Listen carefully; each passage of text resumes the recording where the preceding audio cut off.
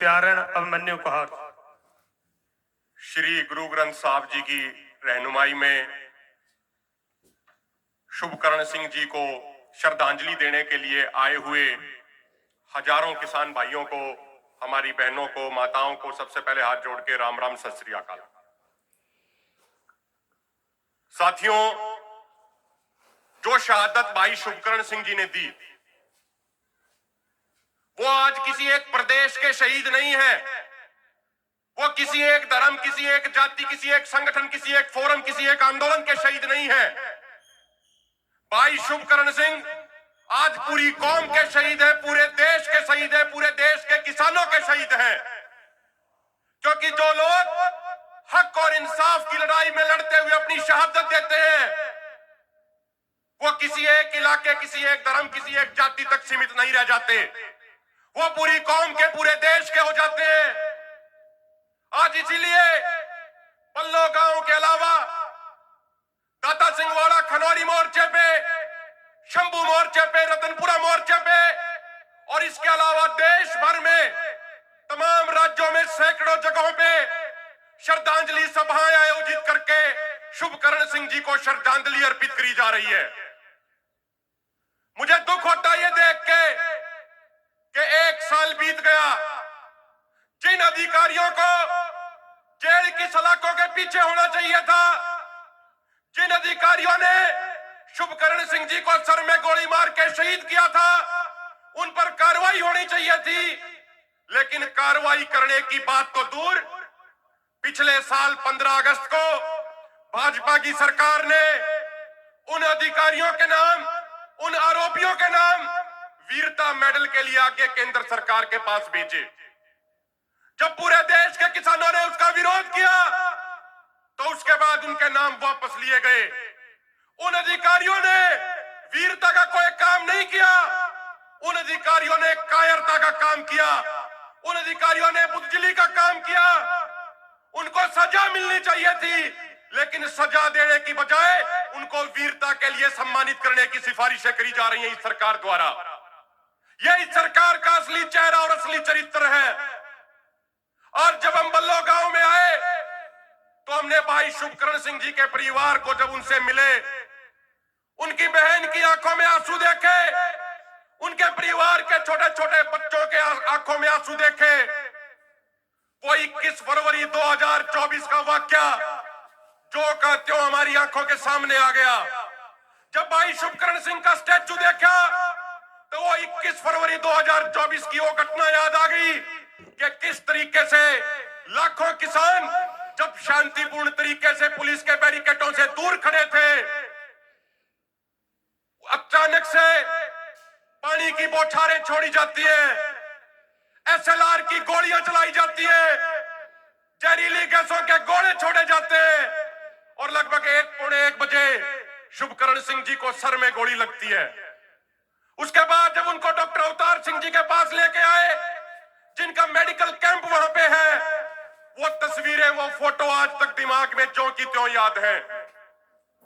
हम शुभकरण सिंह जी के परिवार से एक अपील करते हैं, उनसे एक वायदा करते हैं कि भाई शुभकरण सिंह जी की कमी कभी पूरी नहीं हो सकती, लेकिन हम सारे के सारे आपका परिवार हैं। पहले आपके परिवार में 5-7 सदस्य होंगे, लेकिन अब देश के लाखों किसान आपके परिवार के सदस्य हैं। हम शुभकरण सिंह जी की बहन से यह वायदा करते हैं कि शुभकरण सिंह जी की कमी तो कभी पूरी नहीं हो सकती, लेकिन एक भाई की जिम्मेदारी निभाने का कार्य हम करेंगे। जीवन के अंतिम सांस तक यह कार्य करने का हम जिम्मेदारी लेते हैं।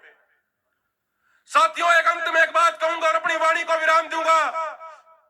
कुछ लोग पूछते हैं कि अब तक आंदोलन से क्या हासिल हुआ। कुछ लोग कहते हैं कि शुभकरण सिंह जी की शहादत के बाद सरकार पे क्या दबाव पड़ा। कुछ लोग कहते हैं कि जगजीत सिंह डल्लेवाल जी जो 88 दिनों से आमरण अनशन पे है, उस आमरण अनशन से सरकार पे क्या फर्क पड़ा, इस आंदोलन के शहीदों ने सरकार पे क्या फर्क डाला। तो उन लोगों को सिर्फ 3-4 बातें कहना चाहते हैं। इस आंदोलन की वजह से, किसानों की शहादत की वजह से, सरदार जगजीत सिंह डल्लेवाल जी के आमरण अनशन की वजह से, दोनों मोर्चों के नेताओं के और किसानों के मेहनत की वजह से जो संसद की परमानेंट कमेटी ऑन एग्रीकल्चर है, जिसको मिनी पार्लियामेंट बोला जाता है, जिसमें सभी पार्टियों के सांसद हैं, इस आंदोलन के दबाव में उस कमेटी ने कुछ दिन पहले अपनी रिपोर्ट संसद में सौंपी और इस रिपोर्ट की पहली वॉल्यूम के पेज नंबर 54 पे साफ साफ लिखा है कि देश के किसानों के लिए एमएसपी की गारंटी का कानून बनाया जाना चाहिए। इससे न सिर्फ अर्थव्यवस्था को बल्कि ग्रामीण अर्थव्यवस्था को बहुत ज्यादा फायदा होगा, किसानों को फायदा होगा, पूरे देश को फायदा होगा। ये इस आंदोलन के कारण हुआ। कुछ लोग जो पहले कहते थे, जो भूले भटके लोग कहते थे कि सफेद पे काले से लिखवा लो, एमएसपी नहीं मिलेगी, इस आंदोलन की वजह से पिछले 1 साल से उनको भी एमएसपी गारंटी कानून की बात करने पे मजबूर होना पड़ा है। आज वो भी एमएसपी गारंटी कानून की बात कर रहे हैं। ये आंदोलन की देन है। पहले सरकारें कहती थी, कुछ सरकारी और दरबारी अर्थशास्त्री कहते थे कि एमएसपी गारंटी कानून बन गया तो महंगाई बहुत हो जाएगी, व्यापारियों का क्या होगा, व्यापारी सामान खरीदना बंद कर देंगे। लेकिन इस आंदोलन ने दिखाया, इस आंदोलन ने घर घर तक बताया कि वो आरबीआई की रिपोर्ट उठा के पढ़ लो, जिस आरबीआई की महंगाई पे रिपोर्ट कहती है कि किसान का उत्पाद जब मार्केट में बिकता है, जिस रेट में बिकता है, उसका मात्र 30% खेती करने वाले किसान तक पहुंचता है, 30% से भी कम पहुंचता है। बाकी 70% व्यापारियों के पास, बिचौलियों के पास चला जाता है।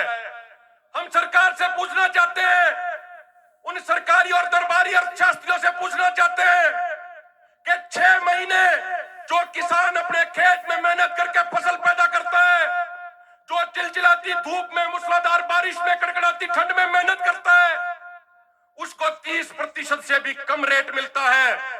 और जो लोग, जो बड़े बड़े व्यापारी सिर्फ 6 घंटे उस कृषि उत्पाद को अपने पास रखते हैं, वो 70% ले जाते हैं। लेकिन उसके बावजूद सरकारों को किसानों की चिंता नहीं है, उन दरबारी सरकारी अर्थशास्त्रियों को किसानों की चिंता नहीं है, उनको उन व्यापारियों की चिंता हो रही है। ये बात हम सरकार से पूछना चाहते हैं। साथियों, एक बात हम बिल्कुल स्पष्ट कर दें, कुछ लोग भ्रमित हो जाते हैं या कुछ लोग जानबूझ के भ्रमित करते हैं, तथ्यों के साथ, आंकड़ों के साथ एक एक बात का जवाब देते आए हैं। अभी हमारा पूरा ध्यान, हमारी पूरी ताकत, पूरी ऊर्जा सरकार के साथ होने वाली मीटिंग में बातचीत की टेबल पे किसानों का पक्ष मजबूती से रखने के लिए लगी हुई है और पूरी मजबूती से, पूरी ईमानदारी से तथ्यों सहित वहां पे पहले भी बातें रखी और आगे भी रखेंगे। और अगर किसी भाई को कोई भ्रम रह गया हो तो आने वाले दिनों में सबूतों, तथ्यों के साथ भ्रम भी दूर करने का कार्य करेंगे। हम देश के किसानों से यह कहना चाहते हैं कि देश के सभी किसानों की 23 की 23 फसलों, उनकी 100% एमएसपी पे खरीद कराने के लिए लड़ाई पिछले 1 साल से लड़ रहे हैं। और देश के सभी किसानों की, सभी फसलों की 100% एमएसपी पर खरीद कराने का गारंटी कानून बनाएंगे। इस लड़ाई को अंजाम तक पहुंचाएंगे। भाईचारे के सहयोग से, उस परमात्मा वाहेगुरु प्रकृति के आशीर्वाद से इस लड़ाई को जरूर जीतेंगे।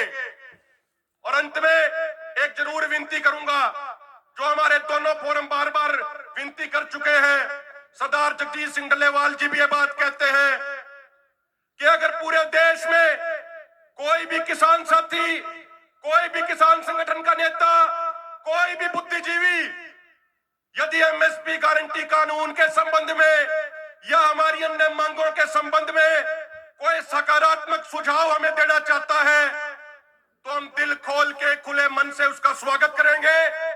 तीनों मोर्चों पे, दाता सिंहवाड़ा खनौरी मोर्चे पे, शंभू मोर्चे पे, रतनपुरा मोर्चे पे आके वो साथी अपने सुझाव दे सकते हैं। ईमेल के माध्यम से या फोन के माध्यम से भी सुझाव दे सकते हैं। सारे सकारात्मक सुझावों का स्वागत किया जाएगा। और अंत में यह कह के अपनी बात खत्म करता हूं कि जिस दिन देश के सभी किसानों की 23 की 23 फसलों की 100% एमएसपी पर खरीद करने का गारंटी कानून बनेगा, वो भाई शुभकरण सिंह जी को सच्ची श्रद्धांजलि होगी। वो हमारे किसान आंदोलन 1 और किसान आंदोलन 2 के शहीदों को सच्ची श्रद्धांजलि होगी और इस लड़ाई को अंजाम तक पहुंचाएंगे। परमात्मा का, वाहेगुरु का, प्रकृति का आशीर्वाद रहना चाहिए। आप सबका बहुत बहुत धन्यवाद। वाहेगुरु जी का खालसा, श्री वाहेगुरु जी की बहुत बहुत